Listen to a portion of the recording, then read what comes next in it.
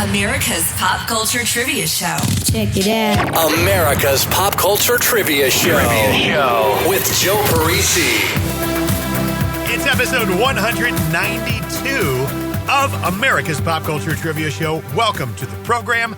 My name is Joe Parisi, and as always, I have prepared for you 3 fast-paced rounds of pop culture trivia. Each round consists of 7 questions with just 5 seconds between questions for you to think of the answers. At the end of each round, I give you the answers to the questions you just heard. Easy to play along with, and I promise I'm going to remind you of a bunch of stuff you forgot all about. Stuff to give you the feels, take you back to the 80s and 90s and early 2000s. Your first round today is going to be a music round. We'll do movies for round 2 and a mixed round for round number 3. Good luck. Now let's play. Round 1. So round 1 today, as I said, all about music. Question number 1. The 1984 hit song Easy Lover is not just a Phil Collins song, it's actually a duet. Who wrote and performed that song, Easy Lover, with Phil Collins?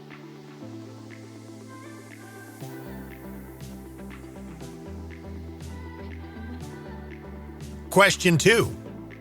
This artist has released 9 albums that have all been certified diamond, meaning each of those 9 albums sold at least 10 million copies. However, his song Lost in You, which was released in 1999 under an alias, marked his first and to date only appearance in the Billboard Hot 100 Top 40.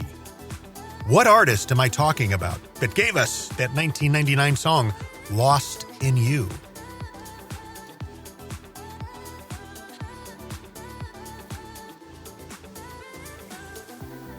Question 3.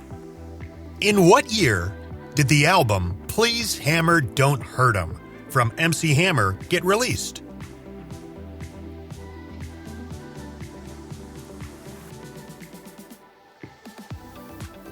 Question 4. You a paper chaser. You got your block on fire, remaining a G until the moment you expire. What artist gave us the 1998 song Ha?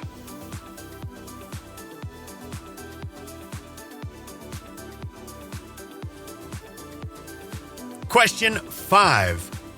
And you just don't get it. You keep it copacetic and you learn to accept it. You know you're so pathetic. What artist gave us the 1996 alt-rock hit Bound for the Floor?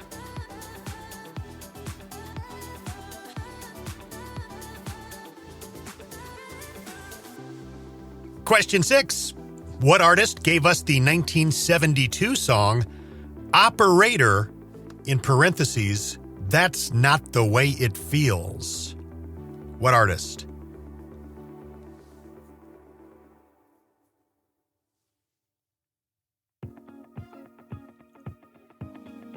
And question 7, some more lyrics for you. 1, 2, 3, I found you out so easily. 1, 2, 3, I found in you what I found in me. These lyrics come from a 1995 rock hit called Guilty. Name the band that gave us this song.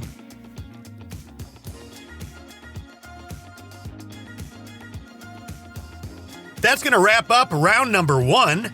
As promised, here come your first 7 answers. Question 1. The 1984 hit song Easy Lover, it's not just a Phil Collins song, it's actually a duet. Who wrote and performed Easy Lover with Phil Collins? Philip Bailey. Philip Bailey is from Earth, Wind & Fire, and that song is actually found on Philip Bailey's solo album, which was called Chinese Wall. You may recall in that song there's some parts where another gentleman is singing and he goes really, really high pitch. That's Philip Bailey. Question 2. This artist has released 9 albums that have been certified diamond, meaning each of those 9 albums has sold at least 10 million copies. However, his song Lost in You from 99, released under an alias, marked his first and to date only appearance in the Billboard Hot 100 Top 40. What artist am I talking about that gave us 1999's Lost in You? So two possible answers: Garth Brooks or Chris Gaines.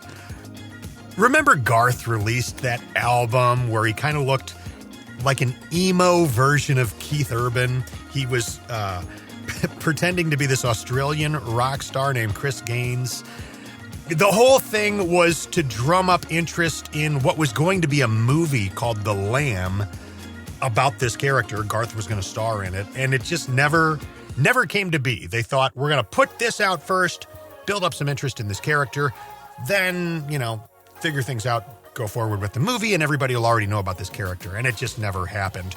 Interesting thing I've heard, though, I guess Garth has some bitterness about it, and he will not let that album get released on any of the streaming sites. And I read that online. I take it for what it's worth. I've never searched for it, but yeah, if you go on like Spotify or anything like that, Pandora, you're not going to find the Chris Gaines album. What a pity. Question 3. In what year did the album Please Hammer Don't Hurt 'Em from MC Hammer get released? 1990 is your answer on that one. That was the first hip-hop album nominated for Album of the Year at the Grammys, and Please Hammer Don't Hurt 'Em was also the #1 album in the country for 21 weeks.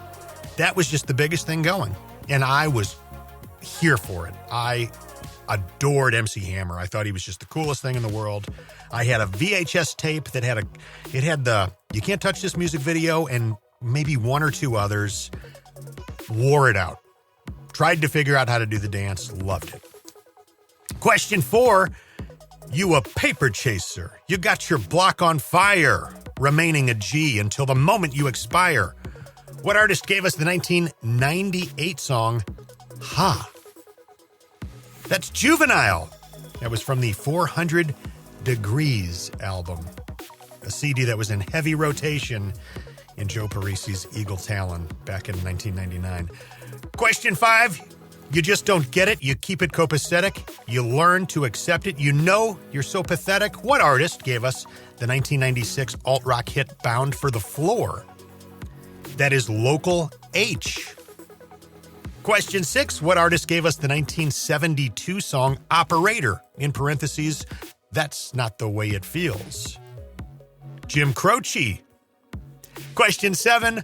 1, 2, 3, I found you out so easily.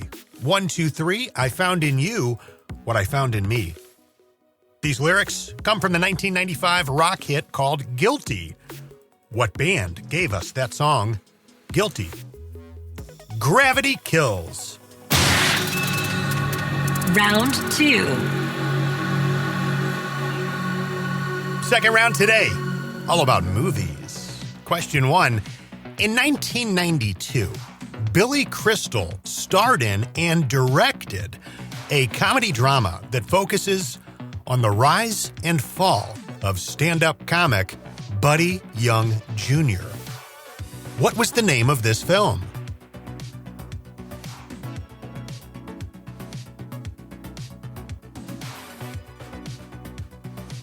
Question 2.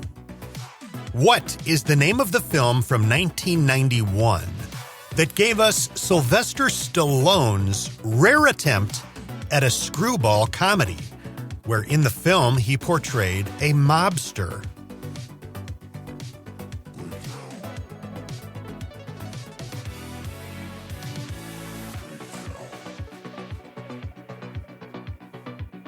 Question 3. Judgment Night came out in 1993. In the film, Emilio Estevez and his friends get lost in a dangerous neighborhood, and they're hunted by a ruthless gang led by what actor?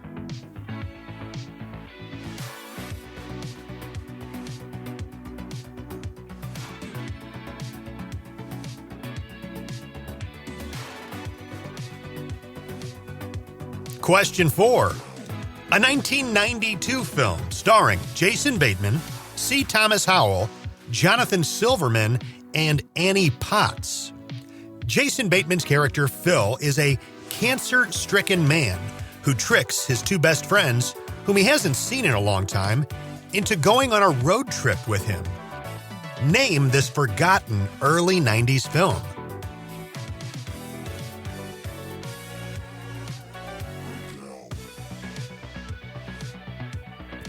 Question 5.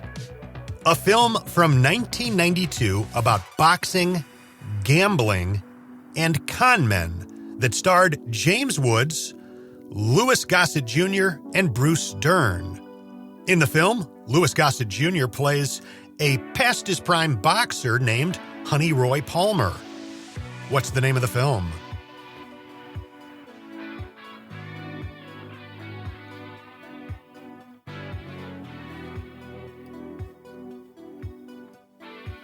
Question 6.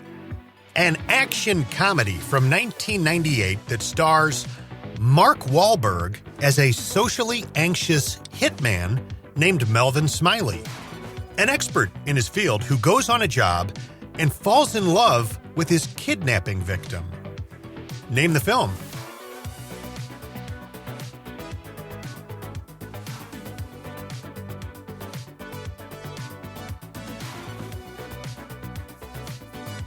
Question 7. The 1995 Disney comedy Man of the House starred Chevy Chase, Farrah Fawcett, and a child star known for his role on a popular TV series at the time. It's about a boy who must come to terms with his potential stepfather, a well-meaning lawyer who is unknowingly the subject of a manhunt by relatives of a man he helped land in prison. What child star played the lead role of Ben Archer in this film? So it was Chevy Chase, Farrah Fawcett, and what child star?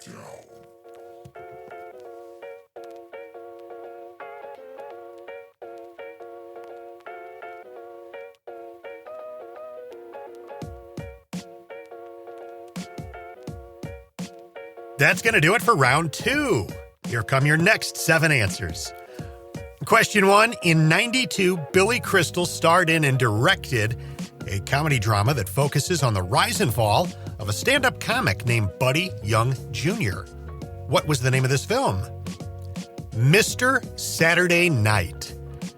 Buddy Young Jr. was a fictional character Billy Crystal made up and kept kind of going back to. He incorporated it into some sketches on HBO specials, then on Saturday Night Live. He brought the character out a couple of times, and then this film. Yeah, the character was like a Borscht Belt comic. Question 2.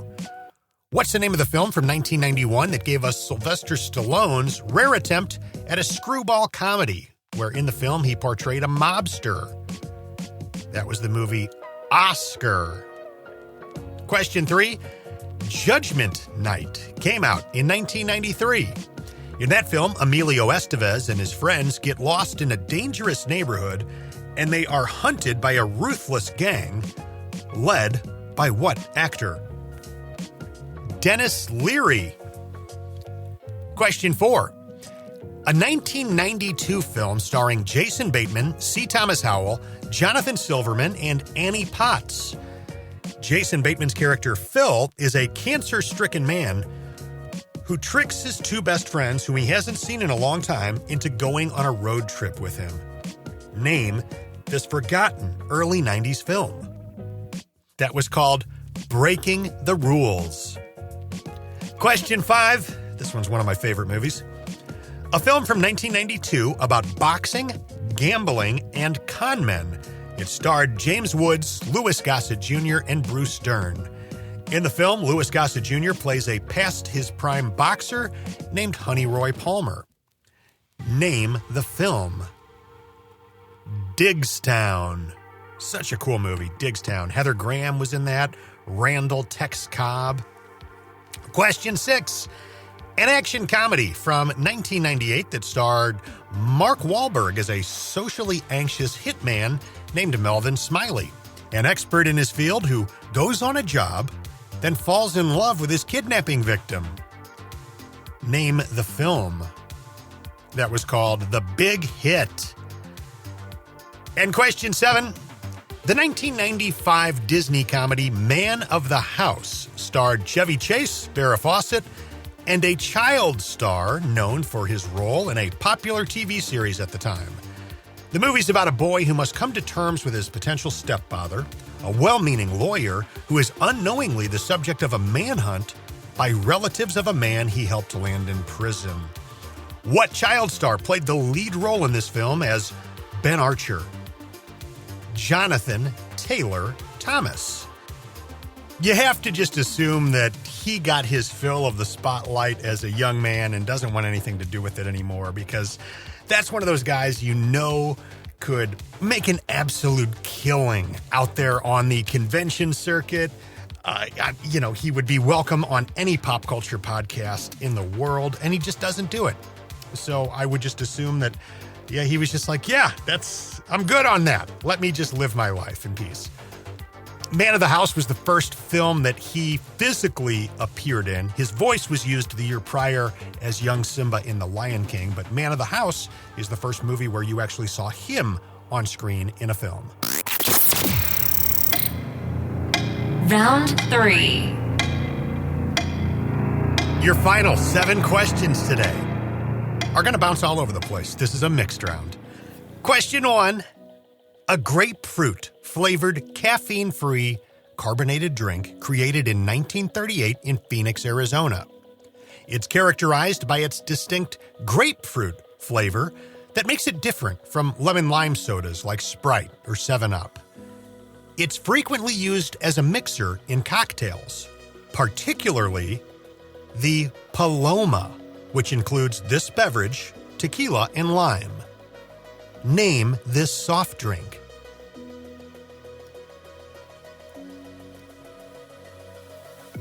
Question 2. A 1985 horror film based on a 1983 Stephen King novella that stars Gary Busey and Corey Haim. Werewolves are involved. Name the film.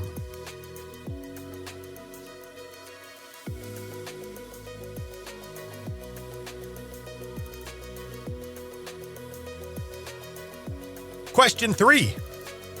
The characters King, Jack, Anna Williams, Devil, Martial Law, and Yoshimitsu are among the playable characters in this fighting tournament video game that was originally released in arcades back in 1994. This game franchise is still going today. Name the game.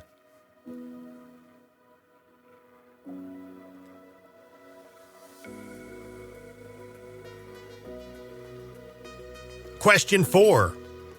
The Memphis Grizzlies debuted in the NBA in 2001, but the Grizzlies played in the NBA starting back in 1995, when the team launched in a different city. So they weren't always the Memphis Grizzlies. What city were the Grizzlies originally playing for?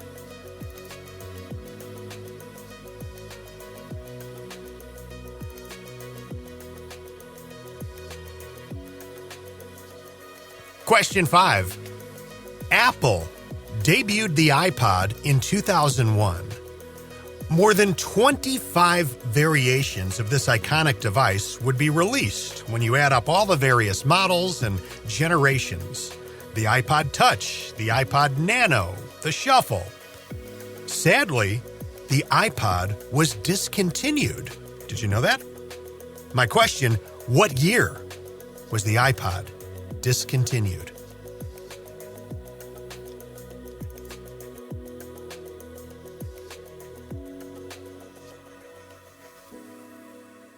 Question 6. Actor Roberts Blossom. Roberts Blossom was a character actor born in 1924. In the movie Home Alone, he played Old Man Marley, a neighbor of the McAllister family. Buzz McAllister tells us a story in the film, an urban legend surrounding this man, that he had murdered his family and half the people who lived on his block back in 1958 with a shovel.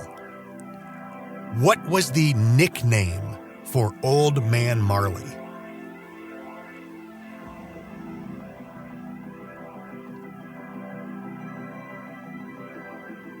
Question 7.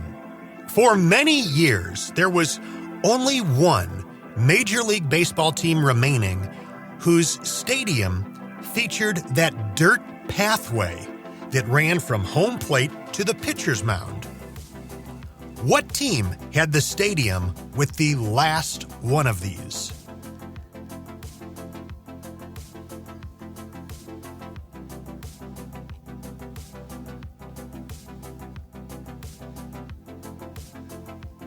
That's going to wrap up the mixed round. Here come your final 7 answers. The mixed rounds are always so fun. Question number 1. A grapefruit-flavored, caffeine-free carbonated drink created in 1938 in Phoenix, Arizona. It's characterized by its distinct grapefruit flavor that makes it different from lemon-lime sodas like Sprite or 7-Up.